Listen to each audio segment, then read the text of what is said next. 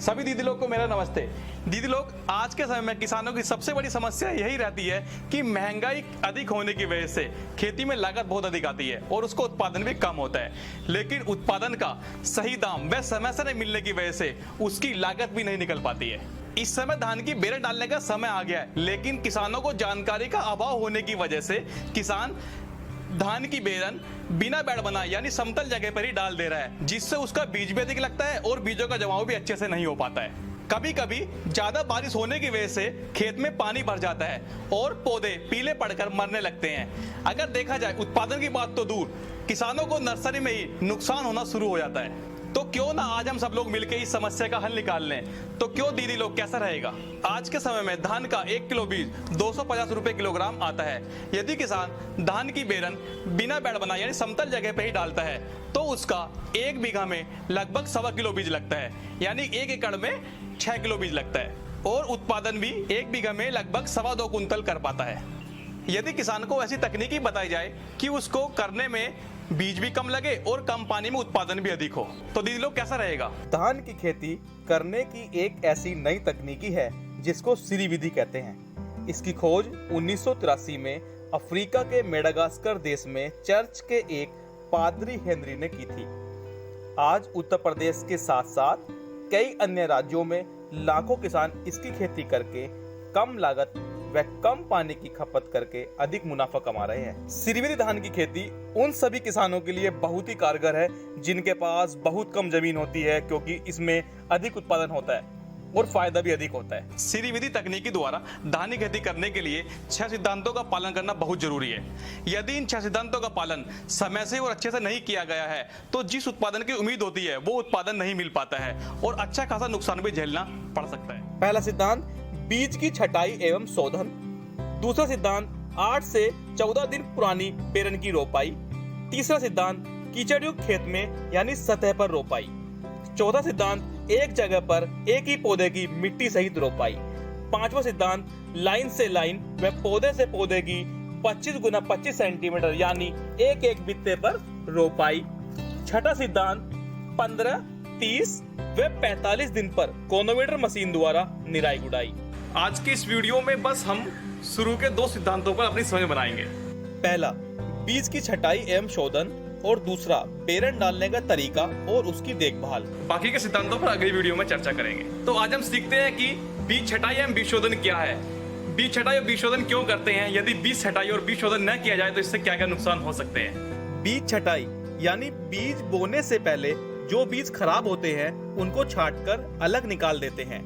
जब बाजार में बीज खरीद कर लाते हैं तो उससे कुछ बीज ऐसे होते हैं जो देखने में तो स्वस्थ लगते हैं मगर उनके अंदर पौधे बनने की क्षमता नहीं रहती है। इसलिए ऐसे बीजों को पहले ही छटाई करके अलग निकाल देना चाहिए। अब आप सोच रहे होंगे कि बीज छटाई तो बहुत झमेले का काम है कि इतने सारे बीजों में से खराब बीजों को कैसे बीनेंगे, लेकिन आप घबराइए मत, बीज छटाई करने की एक बहुत ही आसान तरीका हम लोगों के पास है। इस तरीके को करने के लिए कुछ सामानों की जरूरत होती है, जैसे 1 बीघा धान की रोपाई करने के लिए गांव से ही उपलब्ध 2 किलो धान का बीज, 1 पैकेट यानी लगभग 1 किलो साधारण नमक, 2 सफेद बाल्टियां, 1 मुर्गी का अंडा या अंडे के वजन व आकार के बराबर 1 आलू, 1 बाल्टी साफ पानी। दीदी लोग, अब आपके मन में बहुत सारे सवाल आ रहे होंगे कि जब परंपरागत विधि से धान की बेरन डालते हैं तो 1.25 किलो बीज लगता है और सीधी विधि जब धान की नर्सरी डालते हैं तो मात्र 400 ग्राम बीज में कैसे हो जाएगा? क्या आप लोगों को पता है कि जब 25 गुना 25 सेंटीमीटर की दूरी यानी एक एक बित्ते की दूरी पर रोपाई करते हैं तो 1 एकड़ खेत की रोपाई करने के लिए कुल 64,000 पौधों की जरूरत होती है। तो 64,000 यानी 64,000 बीज चाहिए। धान के 2 किलो बीज में लगभग 80,000 दाने होते हैं। यदि कुछ दाने छटाई के बाद निकल भी जाते हैं तब भी 2 किलोग्राम बीज से 64,000 पौधे तो बड़े आराम से मिल ही जाते हैं। तो ज्यादा बीज लगाने से क्या फायदा?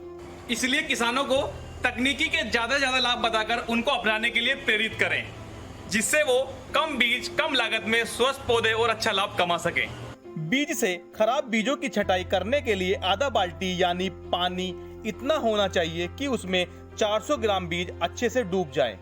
अब पानी में नमक मिलाते हैं और नमक तब तक मिलाते रहते हैं जब तक पानी में अंडा या आलू ऊपर न तैरने लगे, यानी पानी के ऊपर सिक्के के बराबर अंडा या आलू दिखने लगे। कभी कभी ऐसा होता है कि पानी में नमक मिलाने के बाद भी अंडा या आलू पानी में डूबा रहता है, तो याद रखना है कि पानी में नमक तब तक मिलाते रहना है जब तक अंडा या आलू सिक्के के बराबर ऊपर दिखने लगे। अब पानी से अंडा या आलू बाहर निकाल देते हैं और उसमें बीज डालते हैं। बीज डालने के बाद खराब बीज ऊपर आ जाते हैं और उन खराब बीजों को निकालकर फेंक देते हैं। ऐसा इसलिए होता है कि पानी में नमक मिलाने से पानी गाढ़ा हो जाता है, जिससे कमजोर और खराब बीज उस गाढ़े पानी में तैरने लगते हैं और स्वस्थ बीज जो भारी होते हैं इस गाढ़े पानी में नीचे डूब जाते हैं। नीचे डूबे स्वस्थ बीज को निकालकर उसमें से नमक हटाने के लिए साफ पानी में 2-3 बार धुलाई करनी चाहिए। यदि बीजों में नमक का अंश रह जाता है तो बीज जमते नहीं है, इसलिए बीजों को अच्छे से धुलाई जरूर करनी चाहिए।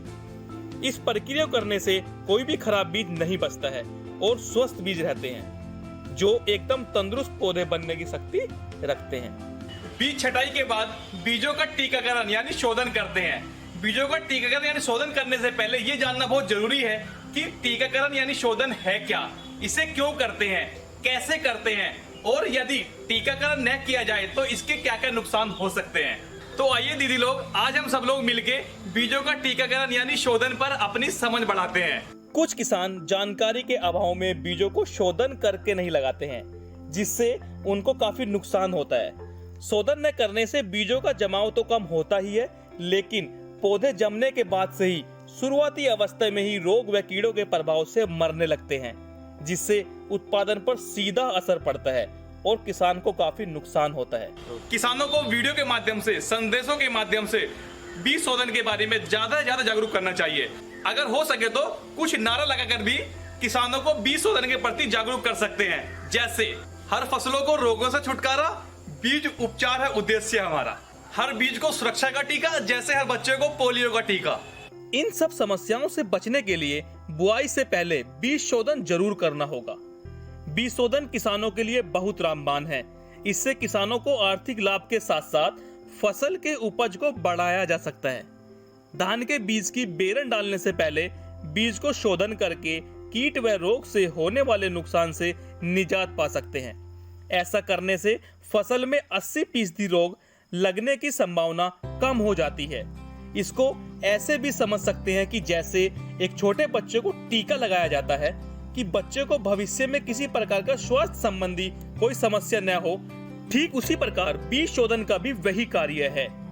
किसानों को बीज शोधन के प्रति जागरूक होना पड़ेगा।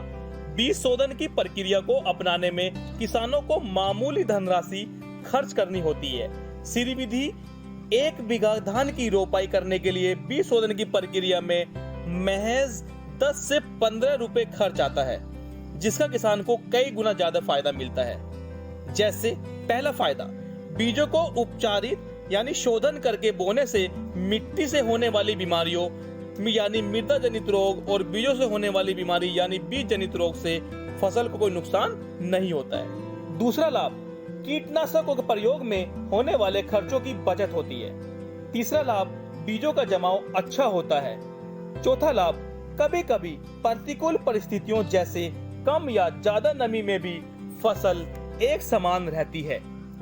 अब आप सोच रहे होंगे कि बीज है जिसको शोधन यानी टीकाकरण करते हैं, जिससे उसमें किसी भी प्रकार का रोग या कीड़ा न लगे, लेकिन ऐसी वो रामबाण दवा है कौन सी?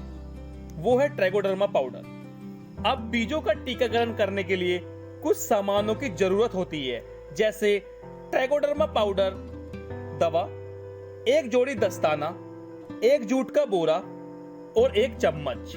बीज का टीकाकरण ट्राइकोडर्मा पाउडर से करते हैं। अब ये पता होना बहुत जरूरी है कि ट्राइकोडर्मा क्या होता है, इसे क्यों प्रयोग करते हैं, इसका प्रयोग करने समय क्या क्या सावधानी रखनी चाहिए।